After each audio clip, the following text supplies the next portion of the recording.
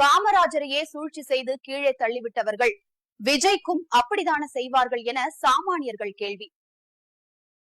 திமுக ஆரம்பிச்ச காலகட்டத்திலேயே அந்த கட்சி அரசியல் எதிரியா பார்த்தது காமராஜர் அவர்களை தான். ஒரு நேர்மையான அரசியல்வாதியை நேருக்கு நேர் சந்திக்க திராணி இல்லாத திமுக முதல்ல அந்த நேர்மையான அரசியல்வாதியோட குடும்ப பெண்களையோ குடும்பத்தையோ அவமதிச்சு பேசுவாங்க. அப்படிதான் காமராஜரை கருவாட்டுக்காரி மகன்னு கருணாநிதி விமர்சனம் செஞ்சாரு. அதுக்கு காமராஜர் துவண்டு போகல. இதுக்கு அடுத்த கட்டமா அவர் மேல பொய்யான ஊழல் குற்றச்சாட்டுகளை முன்வைச்சது திமுக. காமராஜர் சுவிஸ் வங்கியில பணத்தை பதுக்கி வச்சிருக்காருன்னு பொய் பழி சொன்னது திமுக. இது மட்டும் இல்ல, அடையாறுல காமராஜருக்கு சொந்தமா பங்களா ஒண்ணு இருக்குன்னு பொய் பிரச்சாரம் பண்ணாரு கருணாநிதி. ஆனா ஜெயிச்சதுக்கு அப்புறம் அப்படி ஒரு பங்களாவே இல்லன்னு சொன்னாரு. திமுகவோட உச்சகட்ட தாக்குதல் உருவக்கேலி செஞ்சு தனி மனித தாக்குதல் நடத்துறது. தமிழக முதல்வரா காமராஜர் பொறுப்பேற்றதை ஜீரணிக்க முடியாத கருணாநிதி தான் சொந்தமா வச்சிருந்த முரசொலி பத்திரிகை மூலமா தன்னோட வன்மத்தை தீர்த்து கட்டினாரு. அவர் வரைஞ்சி வெளியிட்ட ஓவியங்களை நீங்களே பாருங்க.